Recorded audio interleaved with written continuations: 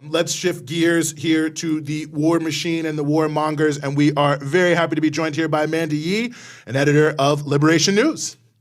Hey, how are you? Doing very well, thank you. Good. Very happy to have you on, and there are many, many things that I'm sure we could talk about here, but you had a recent article at Liberation News, 6 warmongering think tanks and the military contractors that fund them. I love that name, I have to say. But I guess maybe my first question is a little bit more sort of prosaic here, is talk a little bit, if you could, about what is the role of think tanks in the sort of ideological formation process when we're looking at these warlike policies. Yeah, for sure. I think we need to understand the central role that think tanks and these policy institutes play in creating foreign policy, right?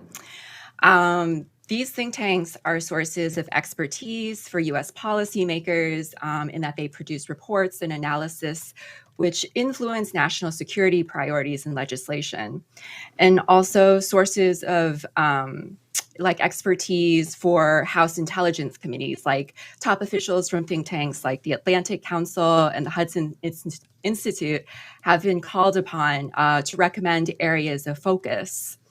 But in addition to that, these think tanks often send representatives to provide expertise in public opinion in places like CNN, MSNBC, to write op-eds in corporate media outlets like the New York Times. They often give interviews to those same corporate media outlets as a source of expertise on foreign policy.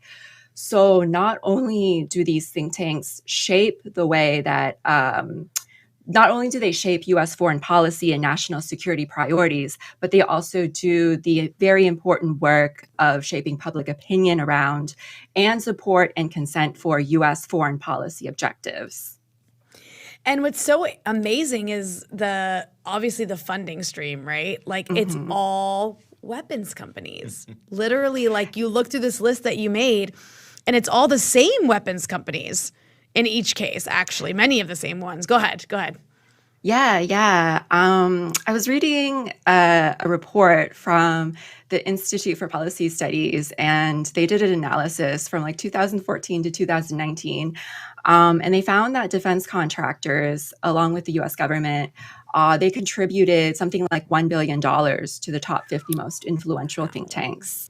Wow. So the top think tanks that contributed, the top donors, were very familiar names. You might recognize them: Northrop Grumman, Raytheon, Boeing, Lockheed Martin, Airbus. So this is a staggering amount of money that these military contractors have at their disposal, right?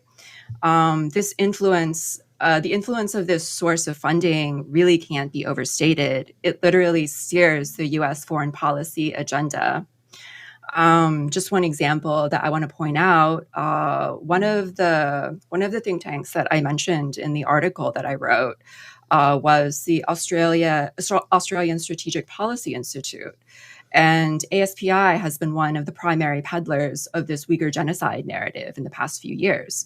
They were instrumental in producing reports that shaped public perception around Xinjiang. They were constantly cited in places like the New York Times. At one point they were literally everywhere talking about what was going on in Xinjiang. But if you pull up their annual report, the core of their funding comes from the Australian Department of Defense. It comes from U.S. agencies like the U.S. State Department, the U.S. Department of Defense, along with hundreds of thousands of dollars from defense companies like Thales Australia, Saab, Lockheed Martin, and Boeing. So there's a lot of money to be made in all of this. And it's almost like a way to launder, for Western governments to launder their ideology through these other places that then donate to these other places. I mean, it's just this big circle. And I think it's also important, and again, I'm just really commenting here, and I'd love to hear you add to it. But in terms of the way it plays out in the media, I mean, basically, so you have all these weapons companies, and in some cases, actually government funded think tanks, right? Which is a fun word. Who came up with the word think tank itself, right? Because they don't do much thinking.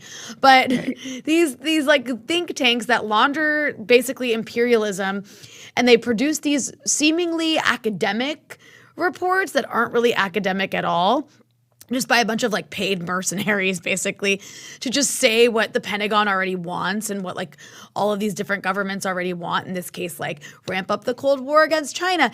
And then it's interesting because all of that gets filtered through the US corporate media that then treats these reports as if they're saying something interesting. And I think the Xinjiang issue is important to note there because so much of that came from think tank reports that then the New York Times would be like explosive story, but you never hear what's being funded and then what's the agenda behind that. Right. Defense is a huge industry. When I say defense, I don't just mean like the manufacturing of weapons, even though that's like a huge part of it too. I'm talking about, companies like Rolls-Royce, which provide military airplane engines, companies providing cloud services or information technology services like Oracle. I'm talking about like telecoms companies like AT&T, which provide satellites and other kinds of technology to assist in intelligence gathering. And some of these companies are also in the business of producing intelligence analysis for the CIA, like Lockheed Martin, BAE Systems. So that means they're in this really unique position where they're contracted out to provide intelligence analysis for the CIA.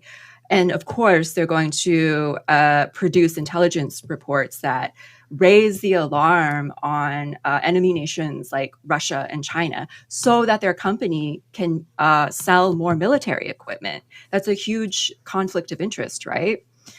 And these donations that these military contractors provide to these think tanks, it's considered an investment because war is such a huge profit-making industry.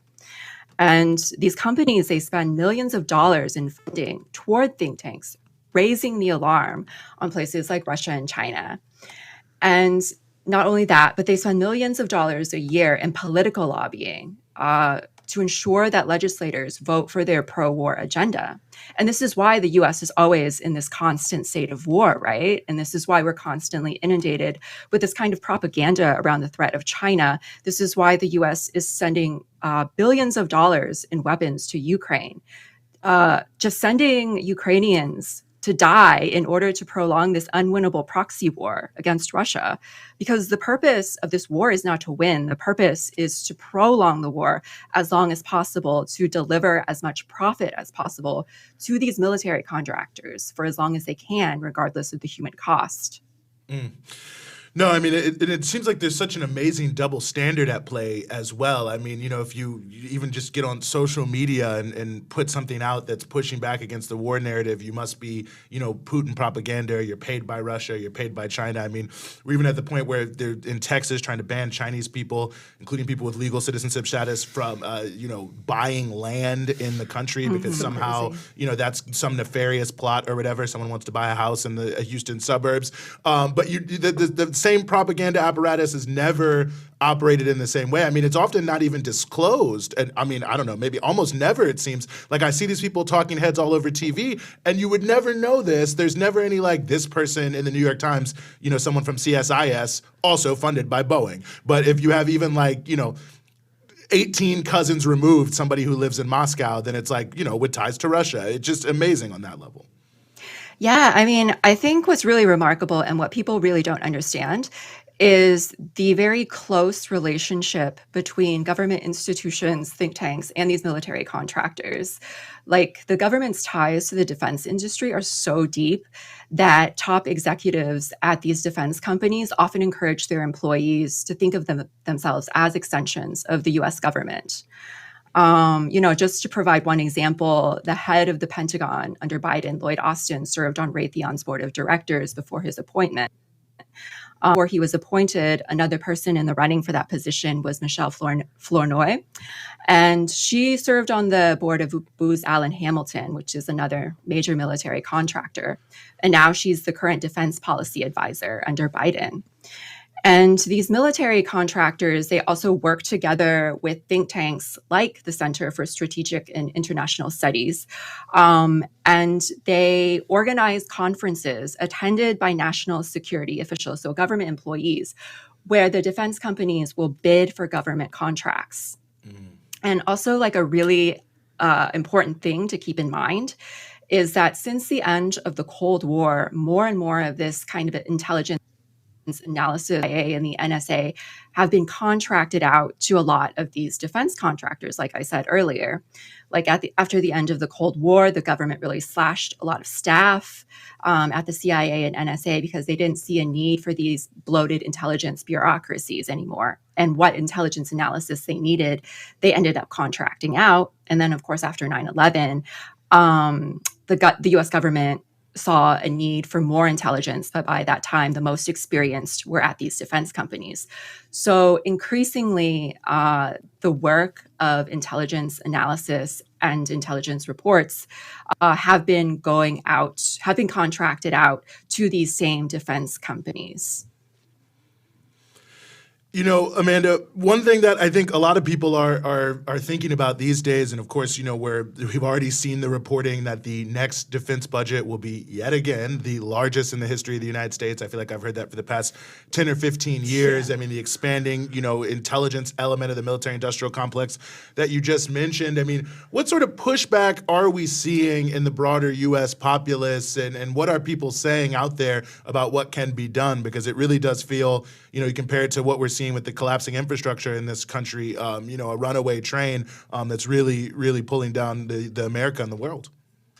Yeah, I mean, I think with the Russian invasion of Ukraine last year, I think people are getting more and more tired of war. And it's becoming more and more clear to us that this drive for greater and greater profit by these corporations is pushing us closer and closer toward a global catastrophe. You know, like war is driven by capitalism. Capitalism is the origin of this US policy of never-ending military conflict and imperialist domination. And I think people are really starting to understand that, and we really do need to understand that. And because of what's at stake here, it's really imperative more than ever to, you know, build a really powerful anti-war movement, which is capable of confronting this US war machine. And the only way we can do that is through uniting the multinational working class into this anti-capitalist, anti-imperialist coalition, right? I mean, I think that's the only way we can even hope to confront this military system of death and destruction. And so, you know, that's why we, along with 200 other organizations, we're sponsoring a national protest on March 18th in Washington, D.C. That's one way that we can push back against this, you know, ever increasing Pentagon budget. March 18th is significant because it's the 20th anniversary of the U.S. invasion of Iraq.